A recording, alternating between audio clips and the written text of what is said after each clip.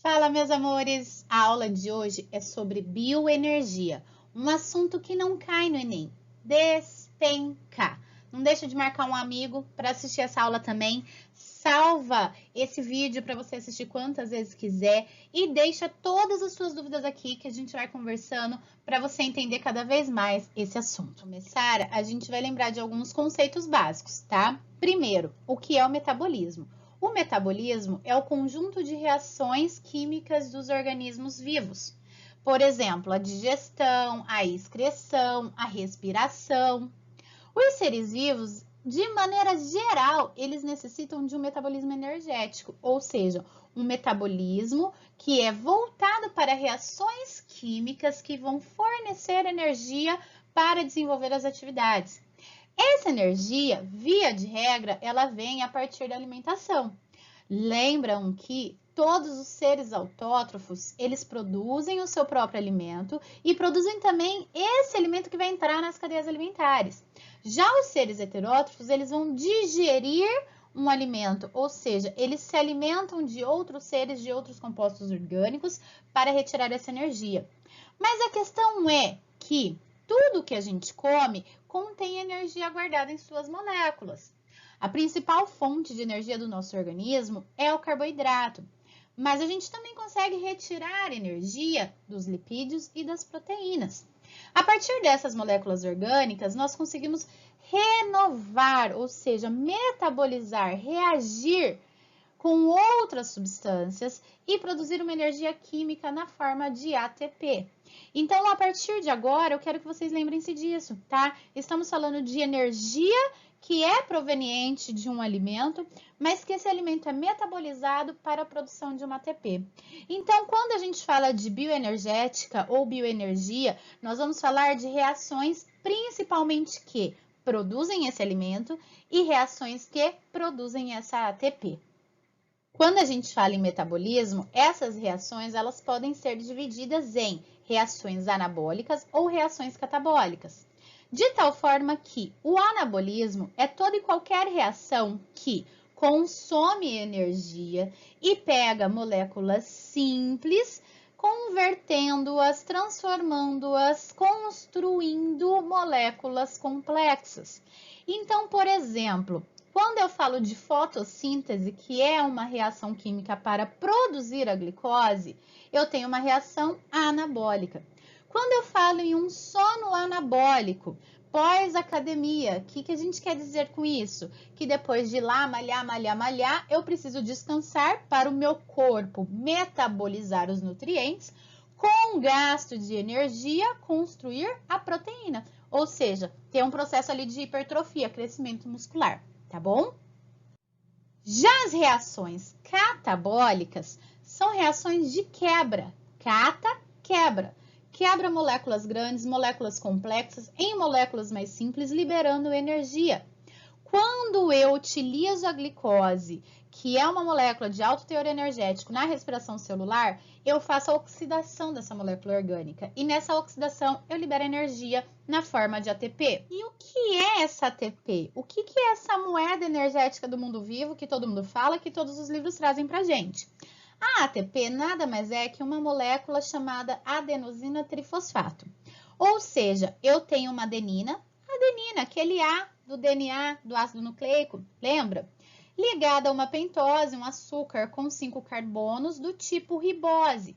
Então, aqui nesse complexo eu tenho uma adenosina. Essa adenosina é capaz de armazenar 3 ligações fosfatos.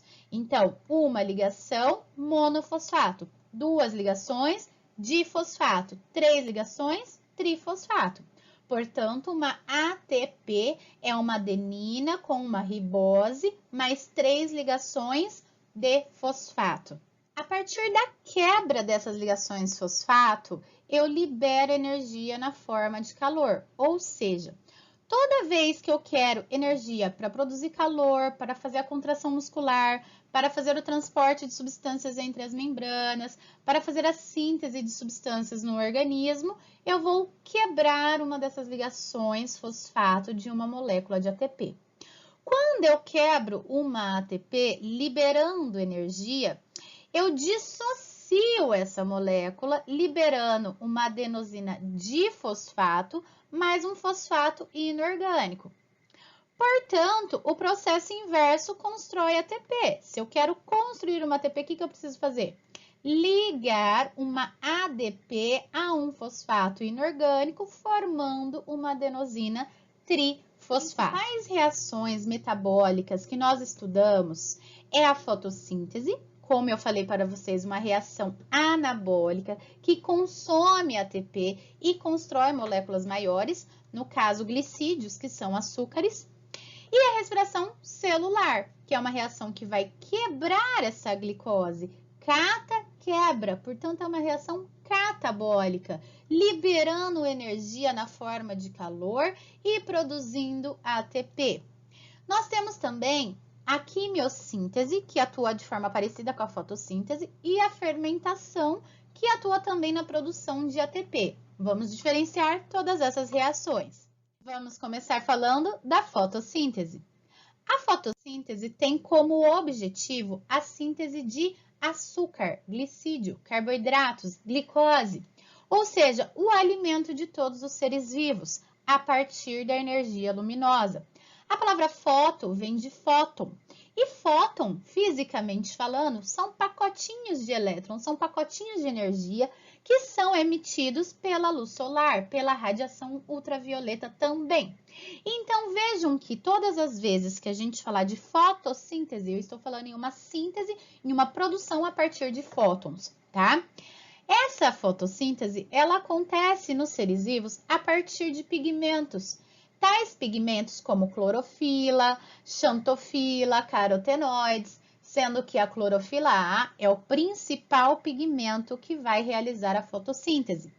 A clorofila, ela é rica em magnésio e ela tem a capacidade de absorver a energia luminosa, ou seja, absorver essa energia eletromagnética e convertê-la em energia química, ou seja, em ATP.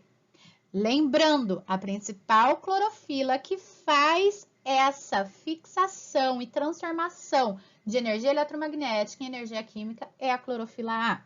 As demais acabam atuando como pigmentos acessórios, tá? Nos eucariontes, a clorofila ela está presente nessas bolinhas verdinhas, que são os cloroplastos, organelas presentes em plantas e algas. Mas em bactérias, a gente não tem cloroplastos, então essa clorofila ela está livre no hialoplasma ou no citoplasma. Então, nesse esquema, quando a gente vai dando zoom na estrutura, como que podemos perceber esse complexo fotossintético em uma célula eucarionte, por exemplo, tá? A gente pega uma folha, tira um pedacinho, dá um zoom, olha a célula vegetal, pega ali o cloroplasto, dá um zoom nesse cloroplasto, aí vale a pena relembrar as estruturas do cloroplasto. O cloroplasto tem membrana interna e membrana externa. Dentro tem umas estruturas parecidas com moedinhas. Cada moedinha dessa é um tilacoide. E o conjunto de moedinhas, ou seja, essa pilha de moedinhas, é chamada de grana ou grânum. O espaço entre as granas é chamada de estroma.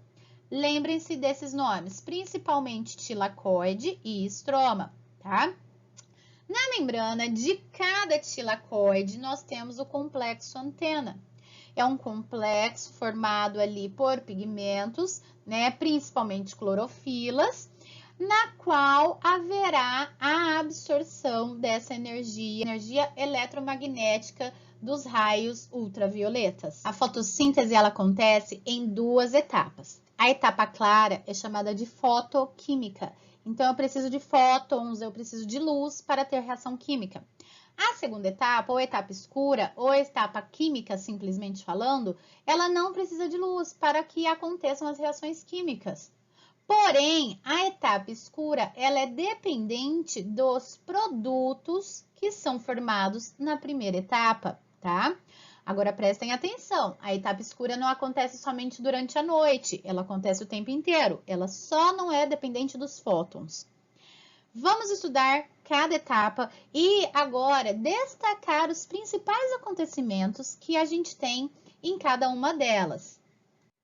A primeira coisa que acontece na etapa fotoquímica é a excitação das moléculas de clorofila a partir dessa energia eletromagnética. Então, vocês imaginem os raios chegando literalmente e excitando essas clorofilas, tá? Ou seja, elas absorvem essa grande quantidade de energia, elas se desestabilizam e perdem elétrons. Nós vamos ver o que vai acontecer com esses elétrons. Existem dois tipos de fotossistemas ali de centro de reações para dar destinos diferentes a esses elétrons. Mas a primeira coisa que eu tenho que entender e visualizar são essas clorofilas ali recebendo energia eletromagnética, elas ficam desestruturadas e perdem elétrons, ok? Um grupo de clorofilas de complexo antena de centros de reação, eles perdem elétrons e roubam elétrons da água. Nesse primeiro momento, eu tenho moléculas de H2O sendo quebradas, liberando íons H+, e oxigênio. Neste primeiro momento, com a fotolise, quebra da água a partir de luz, eu tenho oxigênio sendo formado, duas moléculas de oxigênio se agrupando, formando gás oxigênio e sendo liberado para a atmosfera. Já entra aqui a primeira coisa muito importante da fotossíntese. O oxigênio ele é proveniente da água, da fotólise da água. Por que houve a fotólise da água? Porque as clorofilas roubaram elétrons da água, houve uma oxidação dessa molécula, ok?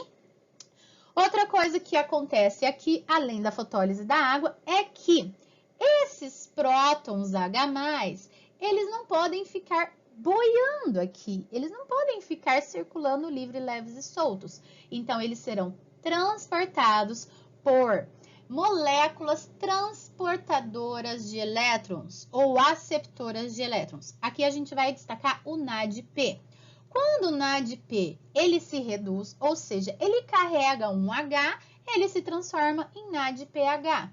Então, vejam que eu tenho, a partir da água, íons H+, sobrando aí, que são transportados por uma NADP, e eu tenho a molécula de gás oxigênio sendo formado, ok?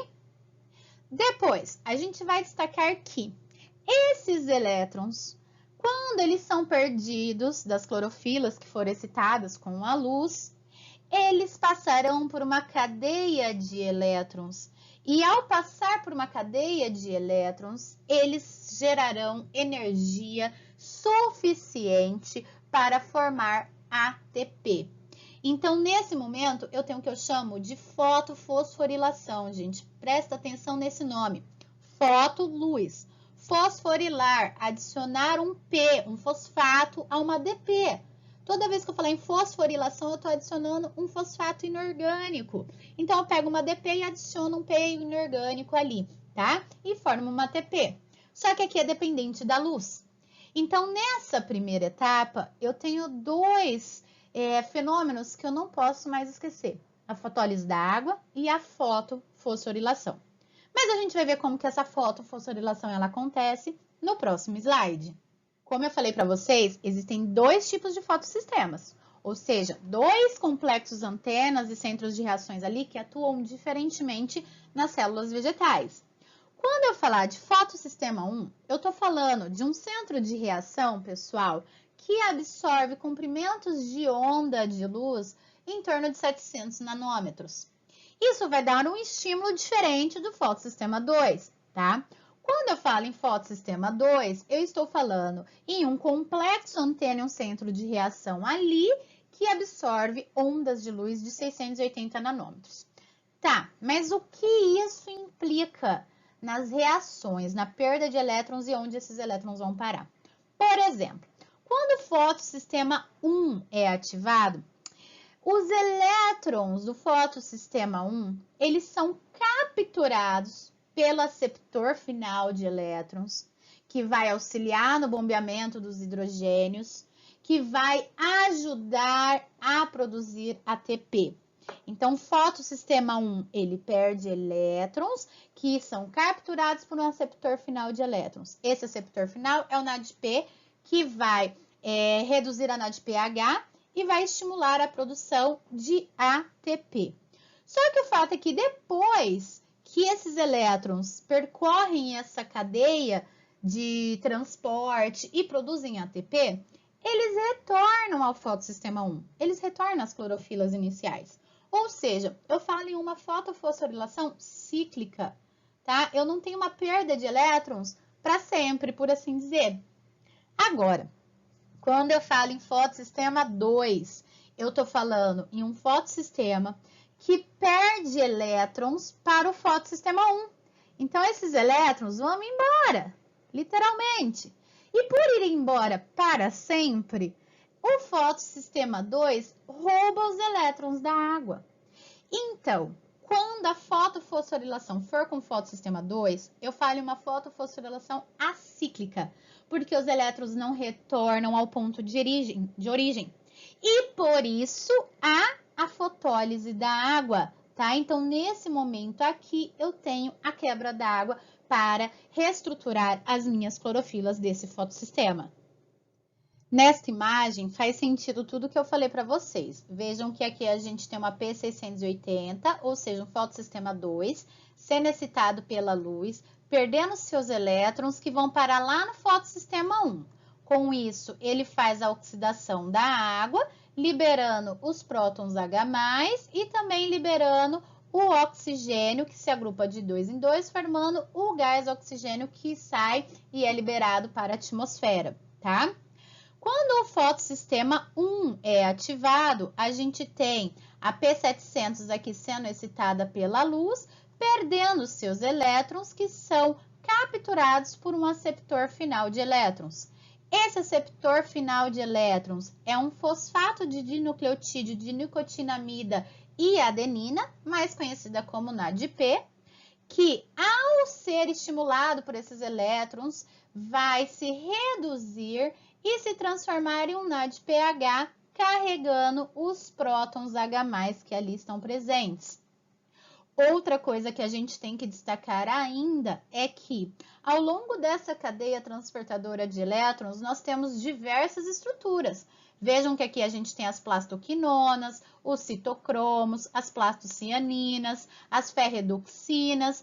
Então, diversas estruturas atuam ali para que esses elétrons sejam conduzidos e cheguem finalmente ao receptor final de elétrons. Uma coisa que é importante é saber que no primeiro ponto, ou seja, por exemplo, aqui na plastoquinona, eu tenho um elétron muito mais energético do que no último ponto. Esses elétrons perdem energia conforme vão percorrendo essa cadeia. E ao perderem essa energia, há o bombeamento dos prótons hidrogênios que passam por essa estrutura chamada de ATP sintase, ou sintetase do ATP, ou simplesmente sintase do ATP. O fato é que essa molécula, ela gira fazendo com que haja ali a produção de uma energia mecânica, gerando calor. E esse calor é o suficiente para que as adenosinas difosfato se liguem aos fosfatos inorgânicos, formando as ATPs. Então, vejam que aqui eu tenho a fosforilação. Mas é uma fotofosforilação, ela só aconteceu por causa desses elétrons que foram perdidos a partir da excitação dos fótons nas clorofilas, tá? Nesse momento eu falo em fotofosforilação, que vai produzir ATP, e essa ATP vai ser utilizada na próxima fase, assim como a NADPH. Então, são dois produtos aqui que eu preciso destacar. ATP e NADPH formadas, ok?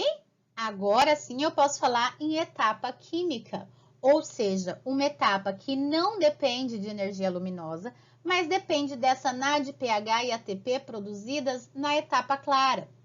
Isso porque a gente vai ter uma série de reações químicas aqui, a partir da fixação do carbono na forma de gás carbônico. Esse carbono ele vai ser reduzido até no final eu formar um glicídio. Esse ciclo, ele é conhecido como ciclo do carbono, ciclo das pentoses, ciclo de Calvin ou ciclo de Calvin-Benson. Eu preciso lembrar de alguns nomes importantes aqui, tá? Então, prestem atenção.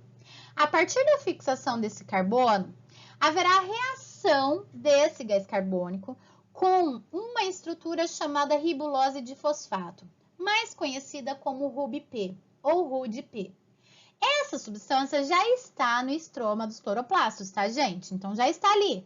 O gás carbono entra e reage com ele.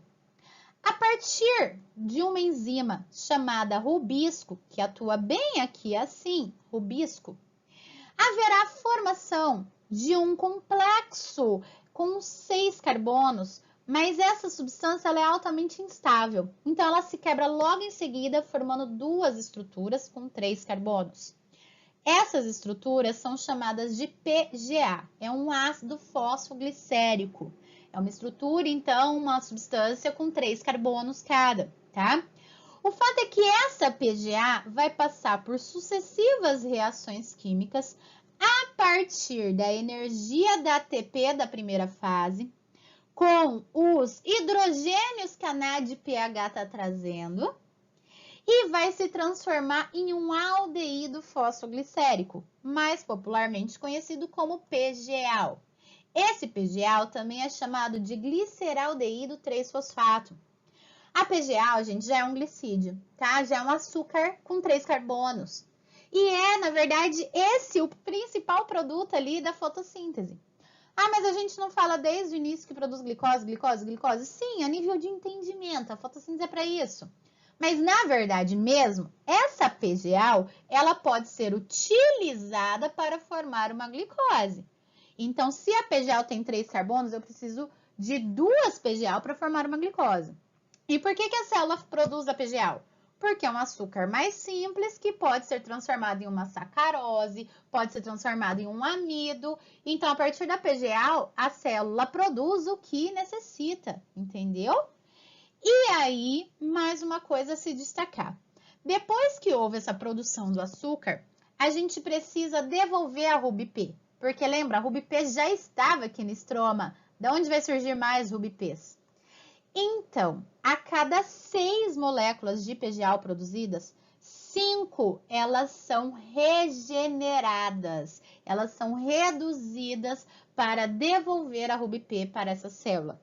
Então, vejam que eu faço um ciclo inteiro para liberar açúcares simples, mas eu preciso de várias vezes fazer esse ciclo para produzir apenas 2 PGAL.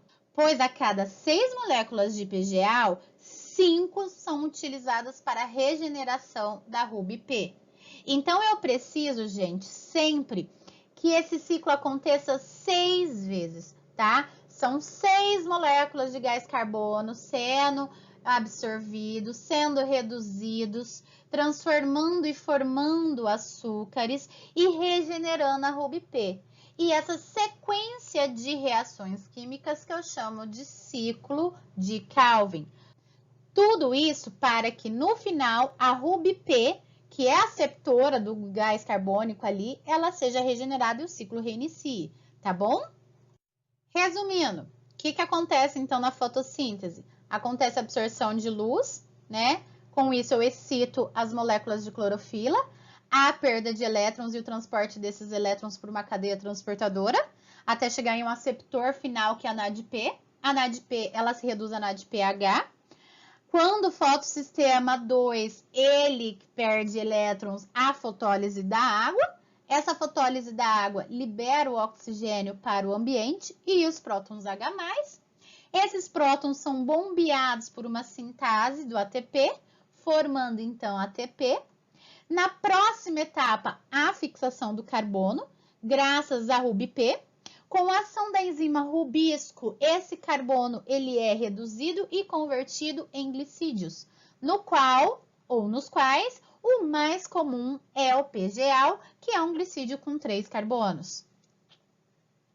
Não se esqueçam que a etapa 1 acontece aqui na membrana dos tilacoides, por causa da excitação a partir dos fótons nos fotossistemas, tá?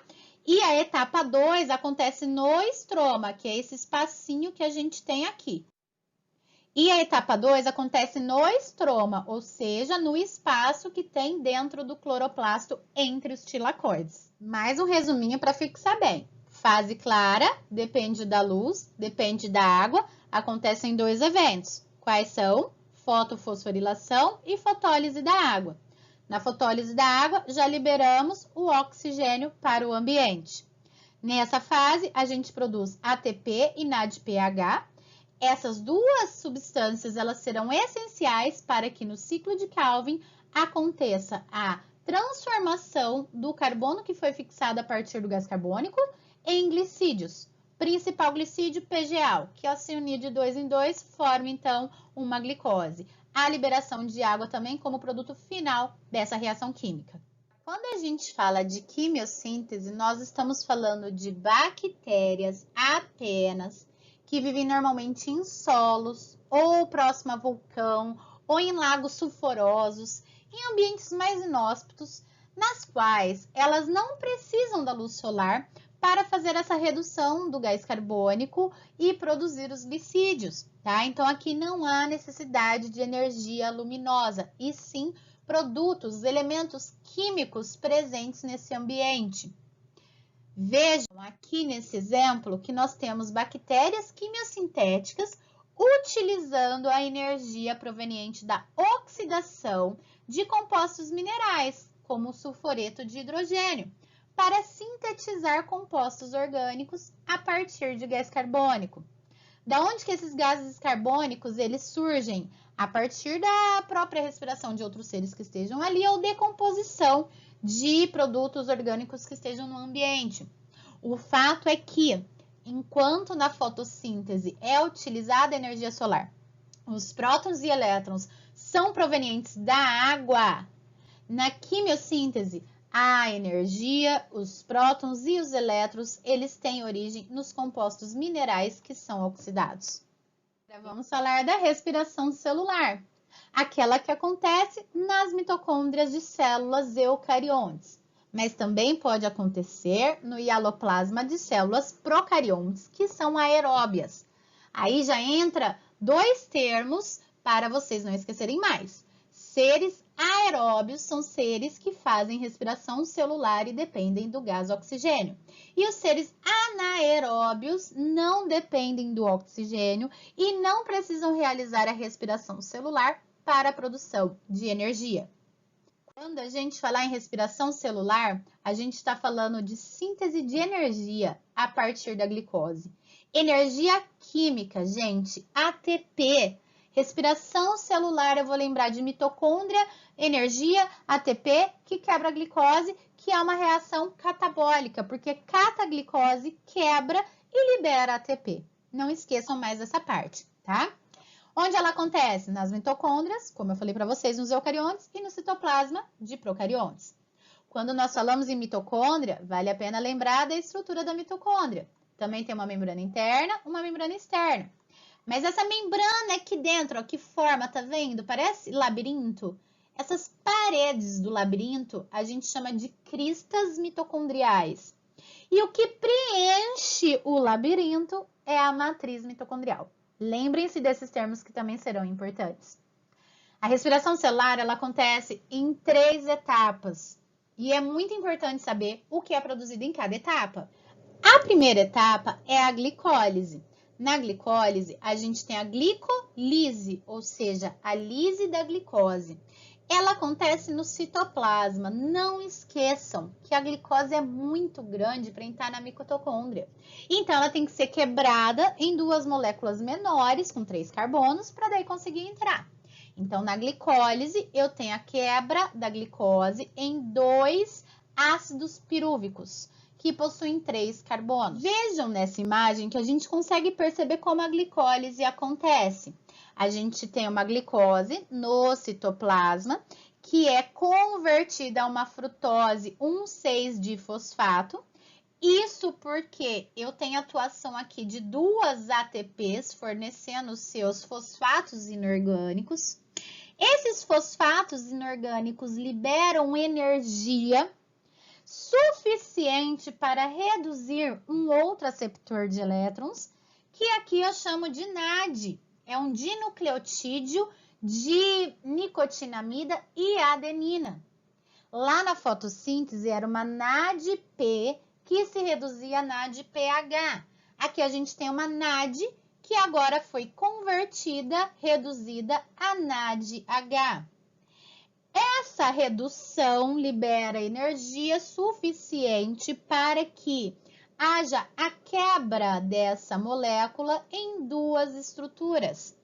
Essas duas estruturas que possuem também os fosfatos acoplados aqui, elas liberarão energia, ou seja, vão liberar esses fosfatos, produzindo 2 ácidos pirúvicos e liberando, portanto, 2 ATPs para cada ácido pirúvico. Então, vejam, queridos, que na glicólise, embora a gente tenha tido ali o uso de 2 ATPs no início, a gente produz 4 no final. Então, qual é o saldo de ATP nessa primeira etapa? 2 ATPs. Que mais que eu tenho de saldo aqui? 2 NADHs. Isso aqui vai entrar para a próxima reação. Foca agora no ácido pirúvico, porque eu tenho agora uma molécula pequena que consegue entrar na mitocôndria. E aí? Agora vejam só, o ácido pirúvico entrou na mitocôndria. Ali ele reage com um grupo acetil, com uma coenzima A e forma um complexo chamado de acetil-CoA. Nesse momento, pessoal, eu perdi íons de hidrogênio, eu perdi elétrons e perdi gás carbônico. Olha o gás carbônico da respiração aí, ó, saindo. Esses íons hidrogênios, eles também serão carreados por aceptores finais de elétrons. Então, tudo, se a gente parar para pensar, todas essas reações, eu sempre vou ter transportadores desses hidrogênios que ficarão reduzidos. Aqui eu tenho uma NAD se reduzindo a NADH. Esse complexo acetil-CoA, ele vai começar a reagir com outras estruturas e passar por um ciclo de 9 reações, como está nesse GIF. Essas reações formam o que nós chamamos de ciclo de Krebs, que acontece na matriz mitocondrial, que é naquele espaço da mitocôndria, tá? O acetil-CoA inicialmente reage com o ácido oxalacético e forma um ácido cítrico. Depois de formar o ácido cítrico, nós teremos mais 8 reações. Essas 8 reações, todas para quê? Para liberar elétrons, para liberar íons, para formar, então, complexos transportadores de energia, transportadores de prótons, e levar depois para a próxima etapa, que é a cadeia transportadora de elétrons, tá? Vejam aqui nesse esquema que o ácido pirúvico, então, reagiu com os complexos, com enzima A e acetil, formou uma acetil-CoA. Ela reage com o ácido oxalacético, que já estava ali na matriz mitocondrial, forma o ácido cítrico, por isso que o ciclo de Krebs pode ser chamado de ciclo do ácido cítrico, tá? Aqui a gente faz mais 8 reações químicas para quê? Para liberar energia desse complexo.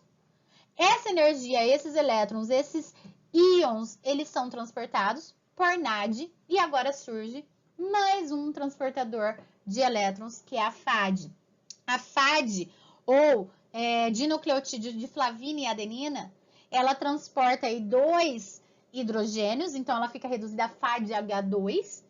E ao final de cada ciclo de Krebs, eu tenho, portanto, liberação de gás carbônico, liberação de NADH e liberação de FADH2. Só que além disso, eu também produzo nesse momento uma GTP.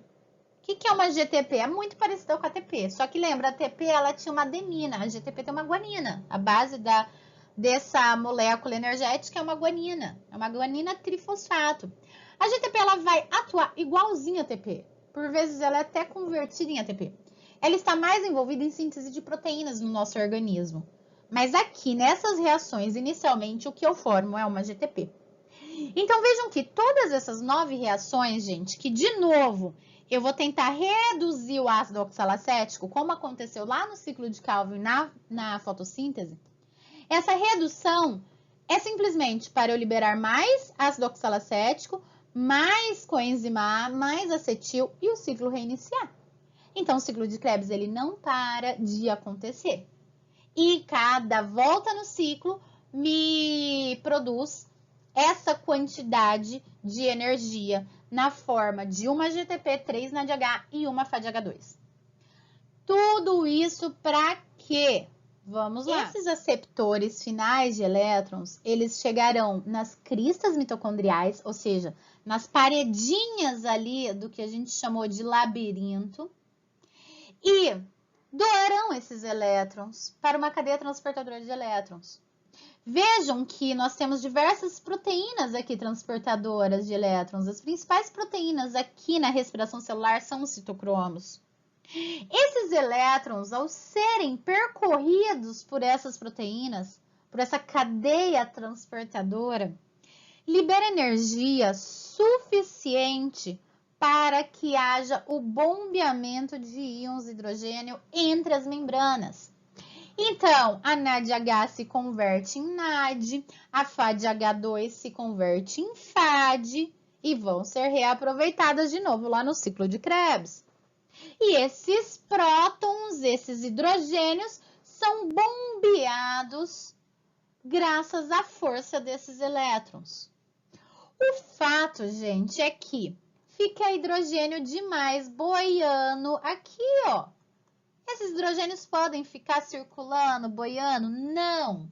Então, eles retornam pela sintase do ATP e giram a sintase do ATP fazendo uma fosforilação, como a gente tinha visto lá na fotossíntese. Mas na fotossíntese era uma fotofosforilação. Aqui é uma fosforilação oxidativa. Por quê? Se eu não tiver o gás oxigênio, nada disso acontece. Só que o oxigênio vai atuar só nesse momento final. Aí está o grande lance da cadeia respiratória.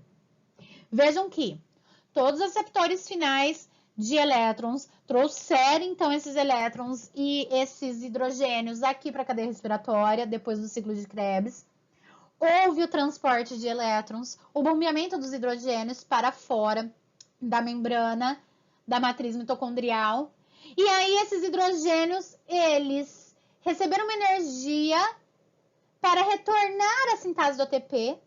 Ao passar pela sintase do ATP, giram essa sintase, fazem uma energia mecânica, liberam calor e entram formando o ATP, ou seja, fosforilação. Só que aí, veja um processo final. Se todos esses hidrogênios retornarem aqui, gente, eu vou ficar com muitos hidrogênios boiando agora no interior da mitocôndria. E não vai resolver em nada. Se bombeou para fora, estava muito fora, entrou, bombeou muito para dentro, e aí? E agora? O que eu faço com esses hidrogênios? É somente aqui. Última etapa da respiração celular, última etapa da cadeia respiratória. Os oxigênios, eles reagrupam com os hidrogênios a cada 2, formando uma molécula de H2O, formando a água. Então, quem é o aceptor final de elétrons? O oxigênio. E é por isso que a respiração celular aeróbia, ela é dependente de oxigênio. Porque se não tiver o oxigênio, embora eu só precise dele aqui, nada do que eu falei até agora acontece, tá? O ciclo de Krebs, ele não acontece e a cadeia respiratória não acontece. A glicólise sim, porque é lá fora, é lá no citoplasma. Mas o ciclo de Krebs e a cadeia respiratória só ocorrerão na presença de oxigênio. Lembrem-se disso. Como eu sou muito boazinha e como eu sei que tudo que eu falei é muita coisa na cabeça, eu escrevi bonitinho aqui o que aconteceu na cadeia respiratória, né? Vejam só, os átomos hidrogênio, eles são transportados até oxigênio, formando água e ATP. É isso que acontece no final da cadeia respiratória. Mas para isso acontecer, houve o aproveitamento de energia dos elétrons por uma cadeia de proteína nas membranas da mitocôndria, os citocromos. Esses elétrons foram transferidos em ordem decrescente de energia. A energia liberada nessa transferência é utilizada para bombear íons de hidrogênio presentes na membrana para o espaço entre as membranas. Esses íons tendem a sair do espaço e voltar para a matriz através da sintase do ATP. Quando isso acontece, libera energia, que é utilizada para produzir ATP. Ou seja, aqui nesse momento eu tenho fosforilação oxidativa. Para cada NADH, formam-se 3 ATPs. E para cada FADH2, formam-se 2 ATPs. Gerando, ao final do processo, 26 ATPs no total. No fim da cadeia respiratória, o oxigênio capta essas moléculas iônicas, ou seja, esses hidrogênios, e forma água. E é por isso que a gente fala que o oxigênio é o aceptor final de elétrons da cadeia respiratória. Não é tão difícil assim. Você só tem que olhar etapa por etapa e ir com calma, tá? Para compreender esse processo maravilhoso. Na cadeia respiratória produzir 26 ATPs. Aí sim, a partir de uma glicose, gente. Aí sim, maneiro, ótimo. Imagina se eu parasse só lá na glicólise. Eu só ia ter 2 ATPs. Resumindo então, o que a gente falou.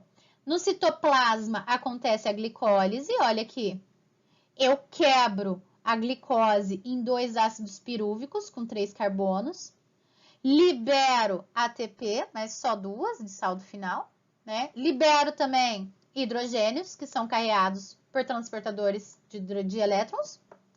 Esse ácido pirúvico forma o complexo acetil-CoA.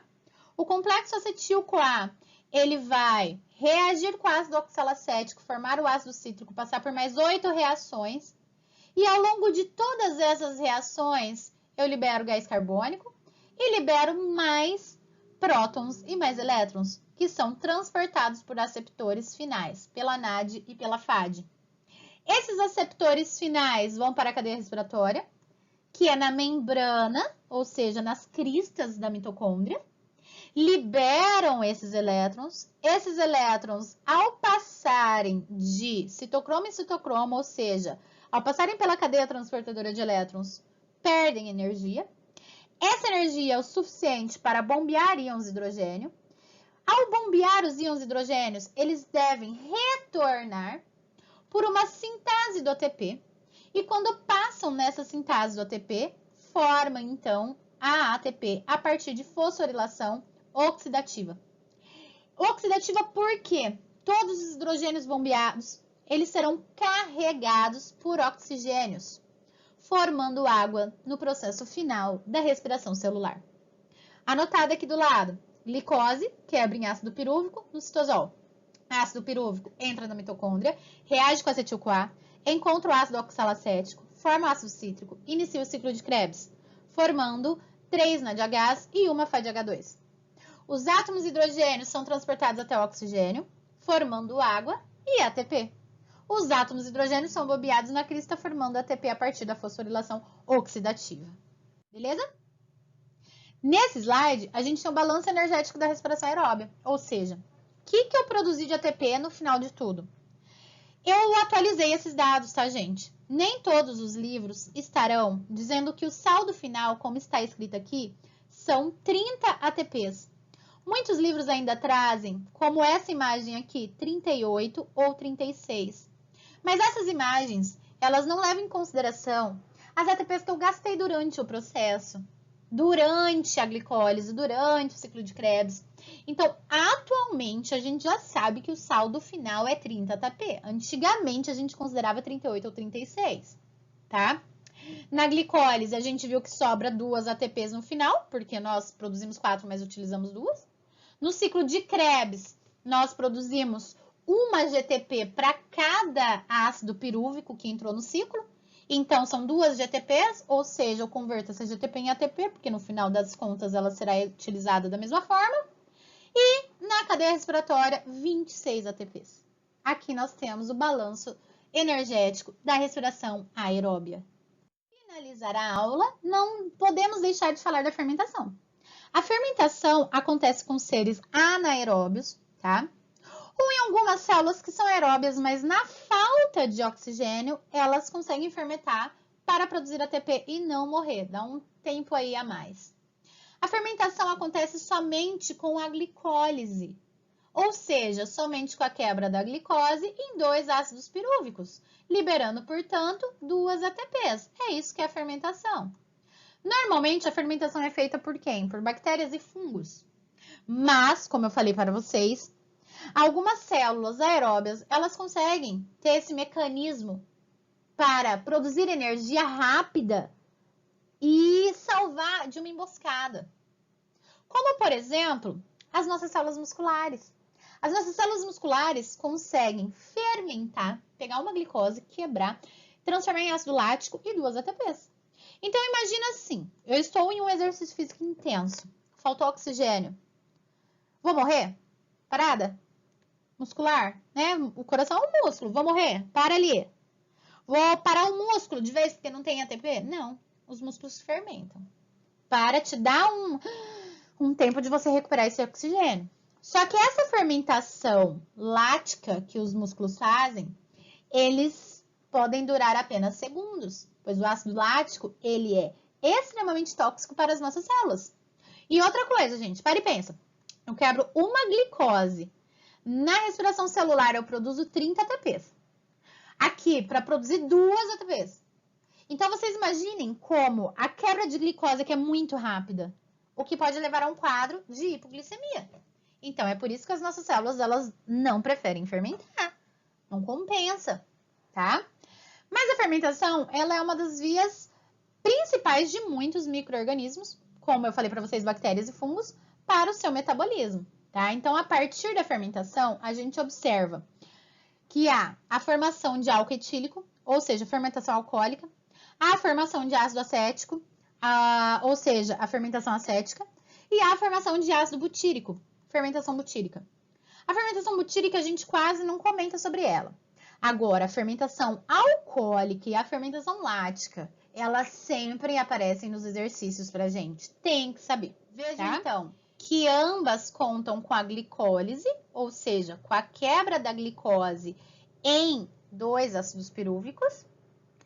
Porém, quando eu falar de fermentação lática, eu vou ter como produto final ácido lático. E quando eu falar de fermentação alcoólica ou acética, eu tenho, além do etanol ou ácido acético, a formação de gás carbônico, tá? Isso aqui é bastante importante lembrar. Pois, na fermentação alcoólica, a gente tem a liberação de gás carbônico, que é utilizada para fazer as massas de pães de pizza crescerem, por exemplo. Então, nesse próximo slide, a gente consegue visualizar algumas utilizações, né, dos humanos a partir da fermentação feita por seres vivos. Eu coloquei aqui fermentação alcoólica, mas não somente alcoólica, que tem vários exemplos que a gente pode citar que são produzidos nas indústrias. Então, por exemplo, a partir de fermentação, eu consigo produzir queijo suíço, queijo suíço, queijo cheddar, iogurte, vinho, cerveja, produtos de laboratório, vinagre. Então, a fermentação hoje, no ramo industrial, ela é bastante utilizada. E para esses micro-organismos, sejam bactérias ou fungos, é o meio de sobrevivência deles. Tá? E para finalizar, nesse slide a gente tem aqui a comparação, então, entre os saldos, né, os produtos finais da fermentação e da respiração aeróbia. Com isso, a gente conclui, meus amores, que com toda certeza, os organismos pluricelulares, multicelulares, com trilhares de células, como é o nosso caso, não compensa fazer a fermentação, pois a gente teria um gasto de glicose muito grande para o saldo final ser de apenas 2 ATPs. Enquanto a gente faz a respiração aeróbia, a gente consegue produzir 30 ATPs no final. Então, é bem mais vantajoso para os seres maiores, mais complexos, realizarem a respiração aeróbia, tá? E nesse último esquema, é só um mapa mental, que eu gostei da ideia aí, para vocês depois resumirem tudo que a gente falou e estudem. É um assunto bastante complexo, mas como eu falei, bastante cobrado nas provas. É muito importante para a vida a gente entender essa aula de hoje, tá? Um beijo, espero que tenha ajudado vocês. Bons estudos, deixem as suas dúvidas, vamos conversando e até mais!